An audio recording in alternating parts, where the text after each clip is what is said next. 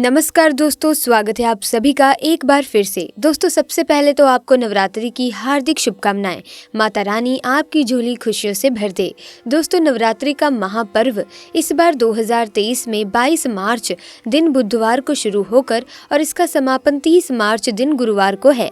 ऐसे में चैत्र नवरात्रि पर माँ दुर्गा की कृपा पाने के लिए कलश स्थापना का शुभ मुहूर्त 22 मार्च सुबह 6:29 से लेकर सुबह 7:39 तक रहेगा।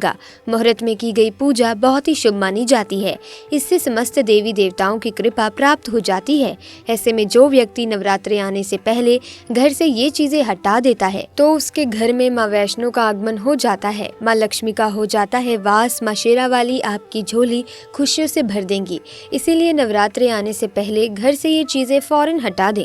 दोस्तों, आज हम कुछ ऐसी ही गलतियों के बारे में जानेंगे जो अगर आपके घर में भी होती हैं तो माता लक्ष्मी आपके घर में कभी वास नहीं करती, फिर चाहे आप कितनी भी पूजा पाठ कर लें। दोस्तों, शास्त्रों के अनुसार घर में सकारात्मक ऊर्जा बढ़ाने के लिए कई महत्वपूर्ण बातें बताई गई हैं। वास्तु के अनुसार घर की हर एक वस्तु नकारात्मक और सकारात्मक ऊर्जा का संचार करती है। अगर उन्हें सही स्थान पर ना रखा जाए तो ये घर में नकारात्मकता फैलाती हैं, जिसका असर बुरी तरह से घर की आर्थिक स्थिति पर पड़ जाता है और घर में कलेश बढ़ता है।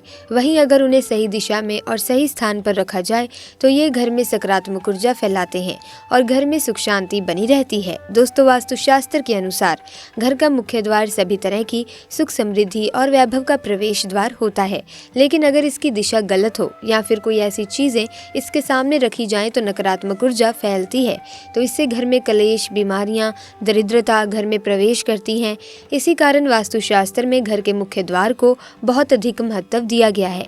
वास्तु के अनुसार मुख्य द्वार के सामने कुछ ऐसी चीजें हैं जो कभी नहीं होनी चाहिए। ये चीज़ें अशुभ तो होती ही हैं, साथ ही साथ ये कई तरह की समस्याएं उत्पन्न करती हैं।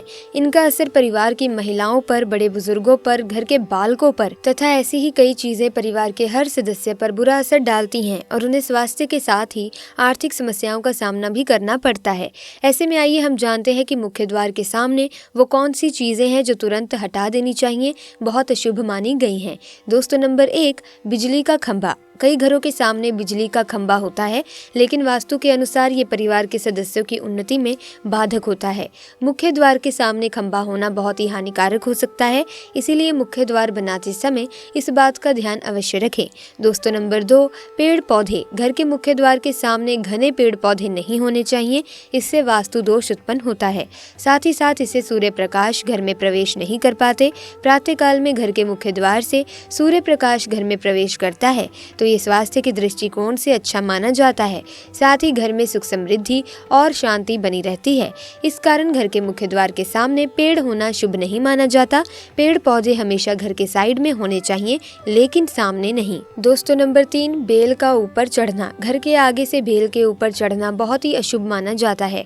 वास्तु के अनुसार इसे विरोधियों तथा शत्रु की संख्या बढ़ती है और व्यक्ति की उन्नति में बाधा निर्माण होती है। दोस्तों, नंबर 4, घर की दहलीज। वास्तु के अनुसार मुख्य द्वार की दहलीज से ऊंची सड़क होना बहुत ही कष्टकारी होता है।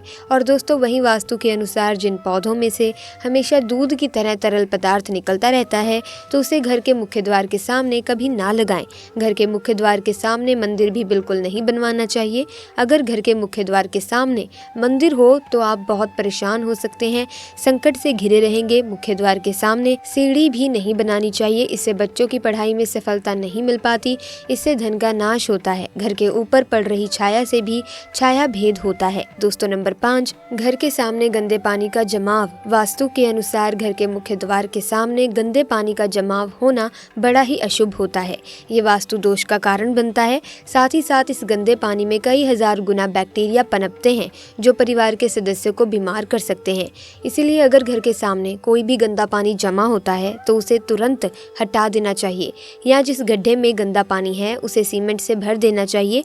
वास्तु के अनुसार इसे उचित नहीं माना जाता। दोस्तों, नंबर 6, कांटेदार पौधे। कांटेदार पौधे कई लोग घर की शोभा बढ़ाने के लिए लगा लेते हैं, जो कि बहुत ही अशुभ माना जाता है। ऐसे पौधे को शुभता का प्रतीक नहीं माना जाता। कांटेदार पौधे अगर घर के सामने लगे हैं तो ये परिवार में चुभन का काम करते हैं, रिश्तों में चुभन पैदा हो जाती है। ऐसे पौधे नकारात्मकता का कारण बनते हैं। घर के सामने या घर के बगल में नहीं लगाना चाहिए। जिस कांटेदार पौधे में फूल नहीं आता पत्ते नहीं होते उसका घर के आसपास होना भी घोर अनर्थ माना जाता है। कांटेदार पौधे को जितना जल्दी हो सके हटा दें। कांटेदार पौधे लगाने से शत्रु की संख्या बढ़ जाती है। दोस्तों, घर के मुख्य द्वार पर केवल खुशबूदार पौधे, तुलसी का पौधा, हरे, गुलाबी, लाल, पीले फूलों के पौधे ही लगाने चाहिए।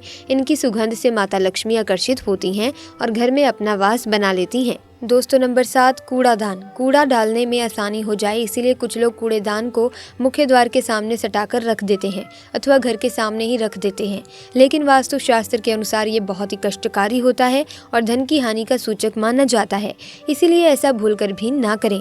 और दोस्तों, कूड़ेदान को उत्तर दिशा में नहीं रखना चाहिए, इस दिशा को देवी लक्ष्मी की दिशा माना गया है।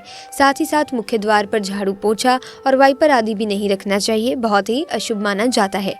दोस्तों, नंबर 8, घर के मुख्य द्वार पर कभी भी माता लक्ष्मी की तस्वीर आपको बिल्कुल भी नहीं लगानी चाहिए। दोस्तों, माता लक्ष्मी की तस्वीर को हमेशा अपने घर के पूजा घर के अंदर स्थापित करना चाहिए या फिर अलमारी के अंदर आपको माता लक्ष्मी और माता लक्ष्मी से जुड़ी सभी चीजें रखनी चाहिए, क्योंकि माता लक्ष्मी का स्थान हमेशा घर के अंदर ही माना जाता है, ना कि उनका स्थान आपके द्वार पर। दोस्तों, माँ लक्ष्मी को कभी भी बाहर नहीं करना चाहिए। धन की देवी को हमेशा घर में स्थान दिया जाता है। कई लोग क्या करते हैं कि फैशन के तौर पर घर के द्वार पर ही माता लक्ष्मी की तस्वीर लगा देते हैं। ऐसे में माता लक्ष्मी द्वार से ही वापस चली जाती हैं और घर के अंदर कभी भी प्रवेश नहीं करती। आपको इस बात का ध्यान जरूर रखना चाहिए। प्रवेश द्वार पर चप्पल नहीं रखनी चाहिए, इससे प्रवेश द्वार अपवित्र हो जाता है। इसके अलावा इस बात का भी ध्यान जरूर रखें कि आपको अपने मुख्य द्वार पर कभी भी जंग लगा हुआ या फिर पुराना टूटा हुआ ताला इस्तेमाल नहीं करना चाहिए। दोस्तों, हम सभी चाहते हैं कि माता लक्ष्मी हमेशा के लिए हमारे घर में अपना स्थान बना लें। अगर आप सच्चे दिल से माता लक्ष्मी को अपने घर पर बुलाना चाहते हैं तो कमेंट्स में ज़रूर लिख दीजिएगा कि माँ लक्ष्मी आपका हमारे घर में स्वागत है। दोस्तों, माता रानी के लिए एक लाइक तो बनता है। दोस्तों, नंबर 9, केले के पत्ते की बंदरवाल अपने घर के मुख्य द्वार पर जरूर लगानी चाहिए। इससे माता लक्ष्मी आकर्षित होती हैं।